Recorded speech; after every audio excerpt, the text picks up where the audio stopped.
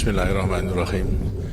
Saudara-saudara dan hadirin sekalian, pertama-tama kesempatan yang sangat membahagiakan ini akan saya gunakan untuk menyertai saudara-saudara semua ya, memanjatkan puji syukur kehadirat Tuhan Yang Maha Kuasa karena rahmat-Nya pada hari yang cerah ini kita dapat bertatap muka dalam rangka kunjungan kerja untuk meresmikan berbagai proyek yang telah selesai dibangun di NTT ini. Sungguh saya sangat gembira mendengarkan laporan dari Saudara Gubernur, pembangunan di NTT sangat pesat dan mudah-mudahan ini pula dirasakan oleh masyarakat dan rakyat di NTT pada umumnya. Sebagaimana juga kita telah maklum, kita telah menyelesaikan pembangunan jangka panjang yang pertama dari sebuah 25 tahun, yang kemudian kita masuki pembangunan jangka panjang yang kedua. Pelita pertama daripada pembangunan jangka panjang yang kedua telah kita masuki. Kita sekarang sudah berada di tahun ketiga daripada pembangunan 5 tahun yang ke-6 itu. Dan ini tentunya juga merupakan kelanjutan dan peningkatan daripada pembangunan itu. Seperti tadi telah saya katakan, sebenarnya untuk mencapai masyarakat adil dan makmur berdasarkan Pancasila, terus makmur dalam keadilan, adil dalam kemakmuran yang diamanatkan oleh Undang-Undang Dasar 45 dan menjadi cita-cita perjuangan kita, sudah kita usahakan sejauh mungkin agar supaya benar-benar cita-cita itu akan bisa kita capai. Tapi sadar, tidak mungkin cita-cita itu kita capai dengan sekaligus, tapi harus secara bertahap itu, dan dengan perencanaan yang teratur dan tertib. Tidak bisa kita akan mengharapkan begitu punya keinginan segala sesuatunya terjadi, mempunyai rencana yang baik terus bisa dikerjakan. Tidak, semuanya harus kita timbang-timbang baik-baik agar supaya perencanaan itu yang realistis, artinya sesuai dengan keadaan. Kita telah menentukan pembangunan manusia seutuhnya dan pembangunan masyarakat, berarti masyarakat Indonesia secara keseluruhannya. Dan kita telah menentukan pula tumbuhan daripada pembangunan ialah trilogi pembangunan: stabilitas nasional, pertumbuhan dan pemerataan. Kita tidak hanya mengejar pertumbuhan tapi sekaligus pemerataan dalam menuju pada keadilan. Nah, pada sesuatu adil dalam makmur, makmur dalam keadilan. Dan untuk mengikut sertakan seluruh daripada rakyat, fakta atau kenyataan daripada pelaksanaan program ini dengan tujuan agar supaya tidak ada satu desa pun yang tidak melaksanakan pembangunan, yang jumlahnya 65.000. Maka sejak semula kita telah melaksanakan apa yang kita sebut program Inpres Desa, das pelaksanaan pembangunan dengan melewati instruksi Presiden daripada dana yang diberikan oleh anggaran langsung kepada daerah dan langsung kepada desa. Inpres desa kita berikan, Inpres kabupaten kita berikan, Inpres daerah tingkat 1 kita berikan, seluruhnya itu kita berikan seluruh Indonesia. Inpres SD kita berikan, Inpres puskesmas juga kita berikan, Inpres obat-obatan kita berikan, dan lain sebagainya. Ini adalah semuanya dalam program pemerataan daripada keseluruhan pembangunan, sehingga kenyataannya tidaklah ada desa pun yang sebenarnya tidak melaksanakan pembangunan. Akan tapi hasilnya bagaimana? Dalam rangka mengurangi kemiskinan selama 25 tahun belum keseluruhannya bisa teratasi, baru menurunkan saja. Kalau dulu permulaan pembangunan yang miskin dari 100 orang itu 60 yang miskin, tapi setelah 25 tahun dari 100 orang masih 14 yang miskin. Belum keseluruhannya bisa kita walaupun telah kita usahakan. Begitu pula daripada hasil pembangunan, ternyata bahwasanya di kawasan Indonesia bagian barat berhasil lebih maju daripada kawasan Indonesia bagian timur. Apa sebabnya? Karena potensinya sangat berlainan. Yang sekarang digambarkan sebagai kesenjangan antara barat sama timur, ya seolah timur itu anak tirikan, tidak diperhatikan. Sebenarnya tidak demikian, semuanya diberikan yang sama, tapi karena sebenarnya potensinya adalah sangat berlainan. Potensi di barat, potensi sumber daya manusia, potensi daripada kekayaan alam, potensi daripada kemampuan dan lain sebagainya, dan juga daripada kemampuan yang ada lain daripada Indonesia bagian timur. Potensi daripada infrastrukturnya telah ada di barat, tapi di timur belum ada. Kita bangun sedikit kemudian lantas bisa berkembang, tapi timur tidak. Tapi ini bukan dasar, bukan lantas landasan seolah dianaktirikan, sama sekali tidak. Karena potensi kemampuan yang ada daripada wilayah kawasan barat sama timur sangat berbeda. Namun demikian, setelah kita ketahui sekarang ternyata masih ada 14% yang hidup di bawah garis kemiskinan, dan di antara 65.000 masih 22.000 desa yang tertinggal, ternyata sebagian di Indonesia Timur. Kita tambah lagi dengan kegiatan pemerataan adanya IDT, Impres Desa Tertinggal, agar supaya desa-desa yang mulai Impres mulai dari 100.000 sampai sekarang mendapat 6,5 juta, yang 5 juta untuk pembangunan, 1 juta untuk PKK, yang 500.000 adalah untuk pemuda. Itu seluruhnya sama, tidak ada berbeda. Tapi sekarang walaupun sama, ternyata desa-desa di barat lebih maju daripada desa-desa di sebelah timur. Kenapa? Potensinya. Karena itu sekarang kita nilai desa yang tertinggal itu kita dorong lagi agar bisa mengejar dengan melewati Impres Desa Tertinggal yang keumuman jumlahnya 22. Secara kebetulan setelah kita lihat seluruh desa di NTT dijadikan desa tertinggal. Misalnya desa tertinggal di sampingnya mendapat Impres yang biasa sama 6,5 juta, maka tiap-tiap tahun diberikan 20 juta selama 3 tahun. Di samping itu juga didampingi oleh pendamping, dan modal 20 juta itu akan merupakan modal bergulir, artinya revolving yang tidak akan ditarik, akan terus berada di desa itu. Dari sedikitnya adalah 60 juta di desa itu yang akan merupakan modal terus berada di desa itu. Dan tidak ada penarikan, tidak ada beban bunga dan lain sebagainya, tapi dikelola oleh masyarakat di desa agar supaya desa tertinggal, apakah kurang infrastrukturnya, kurang keterampilan daripada desa penduduknya bisa ditingkatkan. Karena itulah perlu adanya pendamping untuk dapat memanfaatkan, walaupun sebenarnya tidak banyak 60 juta, tapi kalau kita hitung di desa kan juga banyak, itu tidak sedikit. Soalnya sekarang tinggal cara memanfaatkan daripada uang tersebut.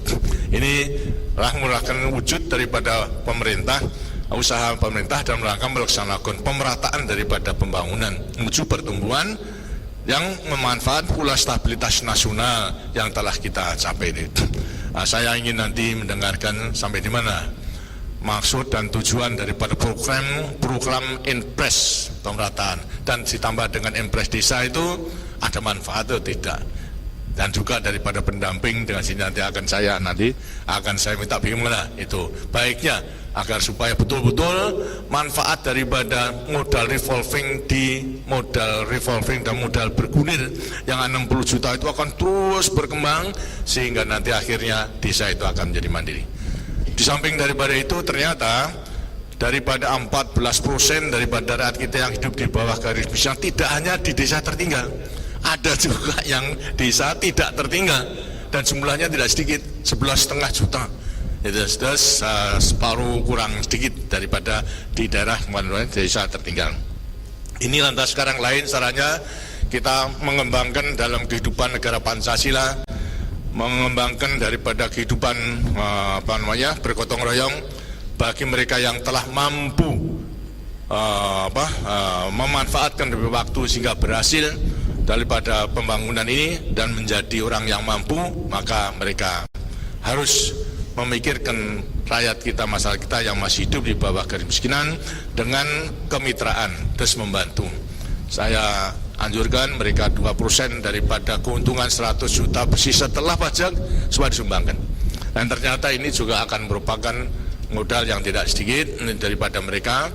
Dicatat kemarin ada 11.000 daripada rakyat yang mendapatkan penghasilan 100 juta ke atas, ini yang mereka membayar 2%, kemudian lantas kita kumpulkan untuk menjadi modal daripada rakyat kita yang masih hidup di bawah garis kemiskinan, sebagai modal dengan bunga yang murah, seperti halnya juga IDT tidak ada bunganya. Ini pun juga modal daripada rakyat kita yang masih hidup di bawah garis kemiskinan di desa yang tidak tertinggal. Kita berikan pinjaman, tidak hanya berikan begitu saja, tapi juga pinjaman dengan bunga 6%. Itu pun juga akan terus sampai pada akhirnya rakyat yang hidup daripada ukuran prasejahtera, sejahtera 1 menjadi sejahtera 2, sejahtera 3, dan akhirnya menjadi mandiri, dan mereka akan ikut serta menikmati daripada hasil pembangunan itu. Saya bergembira bahwasanya untuk pembangunan pertanian di sini juga dibangun daripada beberapa waduk dan embung-embung yang untuk kepentingan daripada minum maupun juga minum sapi, karena memang peternakan di sini adalah sangat sangat bisa diandalkan. Dulu pernah kalau tidak salah NTT pernah ekspor ternak ke Hongkong dan sebagainya, tapi sekarang ini tidak bisa. Kenapa? Sebabnya karena untuk mencukupi kebutuhan dalam negeri aja kita itu masih kurang. Kita sekarang itu mengimpor sapi dari Australia kurang lebih 250.000 yang hidup. Daging pun juga rumpis 250.000, berarti 500.000 kita impor. Ini kalau bisa dikembangkan oleh rakyat di timur di NTT, kan berarti merupakan satu pasaran. Karena itulah harus kita usahakan peternak. Apalagi sekarang juga ditambah dengan adanya peternakan burung unta yang merupakan yang baru, ini juga akan bisa menambah penghasilan, karena akan kita lakukan tidak ada perusahaan tapi dengan sistem peer. Jadi peternakan inti rakyat terpadu, di mana inti akan mengikut sertakan rakyat sebagai plasma. Plasma artinya akan mendapatkan burung untanya untuk kemudian lantas sekarang dipelihara, lantas bukan nanti menjual untanya, akan tapi yang dijual apa? Hasilnya daripada unta, yang dijual burung unta. Hasilnya apa? Hasil telurnya. Telurnya itu akan ditetaskan. Telurnya satu aja harganya berapa? Tahu? Sama dengan satu sapi, 400-an ribu itu harganya, bahkan lebih. Itu yang akan telurnya cukup besar.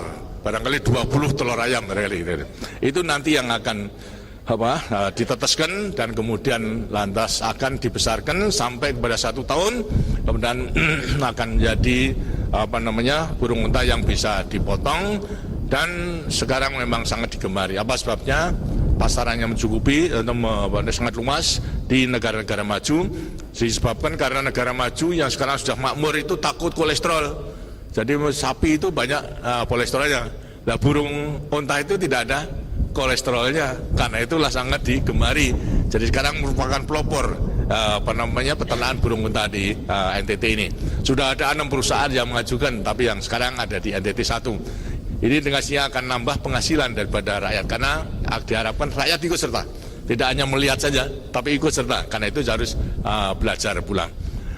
Begitu pula daripada kegiatan-kegiatan lainnya yang bisa kerajinan rakyat yang bisa ditingkatkan untuk diekspor, dan secara pembangunan keseluruhnya memang telah ditentukan bahwa Indonesia, kawasan Indonesia Timur akan dibangun kantong-kantong kawasan pembangunan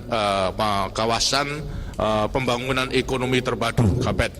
Ini tidak seluruhnya bisa, tapi kantong-kantong. Mudah-mudahan salah satu pula akan bertempat di NTT ini, sehingga nanti industri kawasan industri juga akan datang kemari, dan produk daripada rakyat bisa diproses di situ, sehingga nilai tambahnya itu akan menjadi besar. Demikianlah, tidak perlu khawatir bahasanya seolah-olah sekarang ini rakyat di kawasan bagian timur Indonesia merasa tertinggal, lantas kecil hati, tidak itu. Rata tinggal karena memang potensinya. Nah, sekarang kita mengetahui, kita tambah kemampuan kita untuk mengejar daripada ketinggalan dengan kawasan Indonesia bagian barat.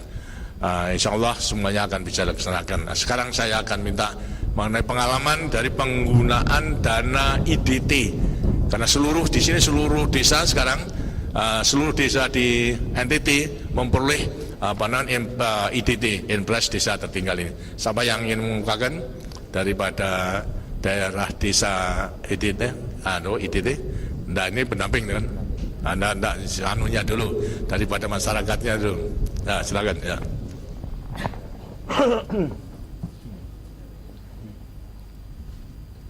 Salam sejahtera, Bapak Presiden yang kami hormati. Nama saya Nixon Tajauju, Ketua Pokmas IDT Bina Mandiri dari Kelurahan Nun Sabu, Kecamatan Alat, Kota Madia Kupang. Anggota Pokmas 25 KK, dana yang diterima Rp5.850.000 atas bimbingan dan dorongan pemerintah dan pendamping IDT. Kami telah berhasil, Bapak Presiden, sehingga kami telah mengembalikan dana tersebut dan sudah digulirkan. Apa yang dikerjakan? Yang dikerjakan apa? Dengan 5 juta tadi apa yang dikerjakan?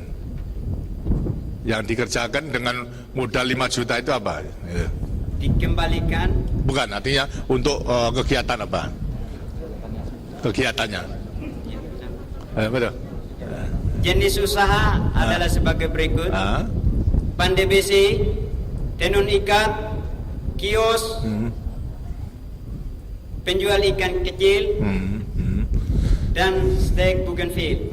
Setelah menggunakan kredit tersebut, ada keuntungan bagi anggotanya? Ada. Dan sekarang sudah bisa mengembalikan seluruhnya. Ya. Lantas digulirkan kepada yang lain. Iya. Tidak perlu pinjam lagi sekarang? Dikembalikan kepada Pokmas kami atau digulirkan kepada Pokmas kami, Pak Presiden. Digulirkan di dalam kelompok itu. Pokmas itu. Oh, baik. Justru karena dalam kelurahan kami jumlah kakak miskin 240 kakak. Oh, begitu. Dan semuanya sudah menerima dana IDT. Dan begitu. Pokmas saya ini adalah Pokmas yang menerima dana pada tahap awal. Dan sudah berhasil sehingga gulir pada Pokmas saya pada sendiri. kelompok lainnya. Ya, baik.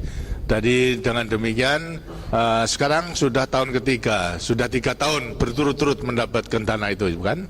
Nah, lantas untuk selanjutnya, apakah dengan keuntungan itu bisa memenuhi kebutuhan hidupnya? Dengan keuntungan itu bisa memenuhi kebutuhan hidupnya seharian? Bisa. Bergulir kepada lainnya. Pada anggota kami. Dan kami. Di samping kami sudah bergulir itu, Bapak Presiden. Kami sudah dimotivasikan untuk berusaha lebih giat sehingga kerinduan atau keinginan kami dalam berusaha ini terjawab dari BRI yang kami telah suntik dana berupa pinjaman lunak atau kredit lunak. Baik. Jadi dengan demikian 17 juta bagi 26 KK di Pokmas kami, termasuk di Pokmas saya yang dapat 4 orang, masing-masing Rp500.000. Jadi baik. ini saya terima kasih. Dengan demikian sudah meningkat daripada menggunakan dana Impres, sekarang sudah meningkat pada penggunaan dana bank, gitu ya. Daripada itu memang yang diharapkan. Dan secara kelompok bersama-sama, syukur kali-kali sudah mandiri juga bisa berorang. Tapi bagaimanapun juga kerja bersama kelompok itu adalah baik supaya kegotong royongan. Dan terus terang, terus terang aja tanpa artinya basa-basi. Ada manfaatnya daripada IDT ini? Ada. Baik, terima kasih. Sampaikan salam saya pada anggota kelompoknya agar supaya terus berusaha sedemikian rupa sehingga akan bisa dinikmati oleh anggota kelompok dalam melakukan kegiatan itu. Ada saran-saran lain? hanyalah kami ingin menyatakan ucapan terima kasih kami. Baik, terima kasih. Oleh karena kami sudah dapat diangkat dari taraf hidup yang sungguh memprihatinkan, sehingga kami sudah berubah. Contohnya Bapak Presiden, kalau saya punya kelurahan itu terlalu banyak pohon tua, banyak kalau bahasa kami di sini, Bapak Presiden, pohon lontar. Sehingga atap rumah kami itu banyak yang terbuat dari daun dulu. Tapi sekarang sudah beratap seng. Dan juga lantai dulu dari tanah.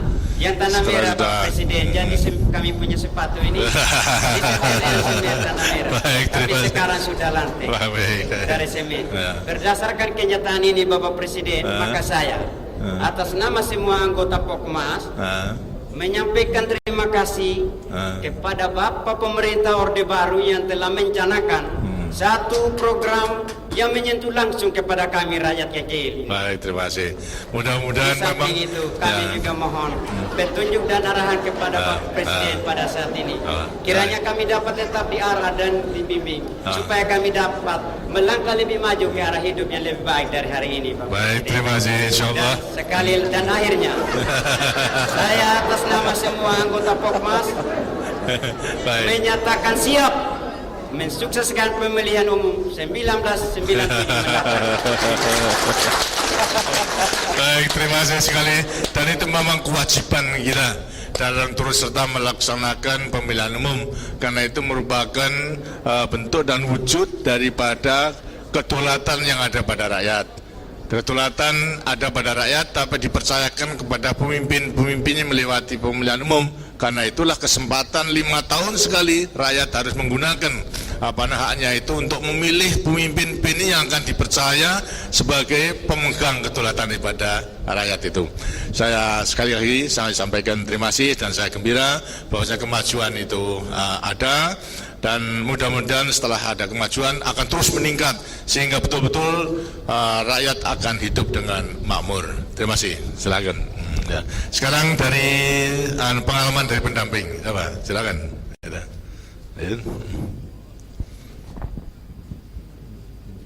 Salam sejahtera, Bapak Presiden yang terhormat. Saya Imelda Manafe, pendidikan sarjana hukum. Saya adalah salah satu pendamping dari 1892 pendamping yang ada di Nusa Tenggara Timur. Sementara ini saya mendampingi Pokmas IDT di Kelurahan Kuanino dengan jumlah kakak miskin 274 dan sudah terbentuk dalam 9 Pokmas. Selain membina Pokmas agar sukses, sebagai pendamping saya ingin menciptakan lapangan kerja dengan melihat peluang yang ada dari usaha Pokmas itu. Dan dengan bantuan paket modal usaha dari Pemda tingkat 1, saya sudah membuka usaha konveksi, yang mana usaha saya ini turut mendukung usaha Pokmas yang sebagian besar adalah tenun ikat. Pokmas menenun, Pak. Dari hasilnya saya ambil dan membantu memasarkan, bahkan saya kelola lebih lanjut. Saya jahit dalam berbagai jenis pakaian. Dan dari usaha konveksi ini juga sudah berkembang ke usaha kios, yang mana sudah menyerap 3 orang tenaga kerja. 2 untuk tenaga jahit dan 1 untuk kios. Dan saya juga sangat bersyukur dengan adanya program IDT ini, Bapak, di mana Pokmas yang kami dampingi itu bisa berhasil, pendamping pun turut berhasil. Kita juga menjaga antisipasi jangan sampai satu ketika Pokmas berhasil, pendamping yang menjadi calon kakak miskin baru, Pak. Baiklah, terima kasih. Saya sangat menghargai daripada usaha-usaha memang dipercayakan pada para pendamping. Kita mengetahui daripada sumber daya manusia rakyat kita masih sangat sederhana, cara berpikirnya maupun pengalaman belum ada. Karena itu perlu pendamping sarjana yang setidaknya setelah mempunyai ilmu, pengetahuan maupun juga cara berpikir yang secara sistematis sehingga bisa memberikan saran-saran kepada rakyat pada umumnya apa yang harus dilakukan dengan setepat-tepatnya sesuai dengan keadaan daerah itu. Bisa saya tanyakan suka dukanya apa itu nih, Pak?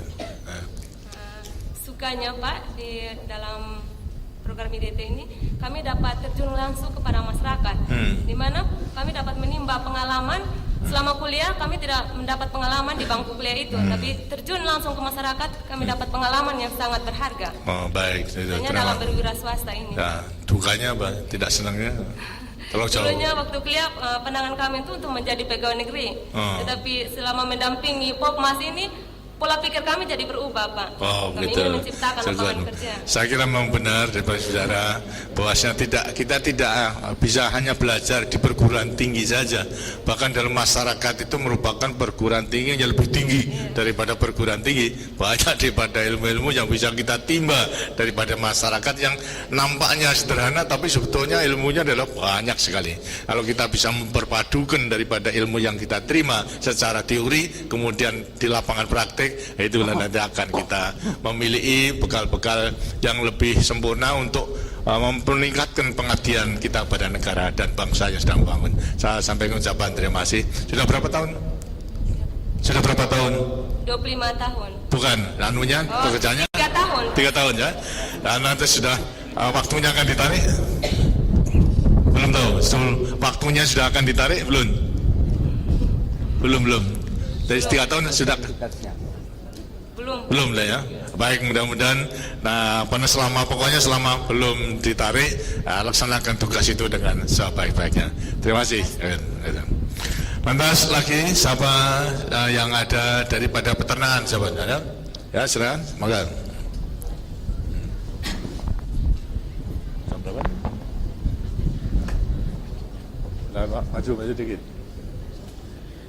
Bapak Presiden yang kami cintai, nama saya Frans Rajahaba.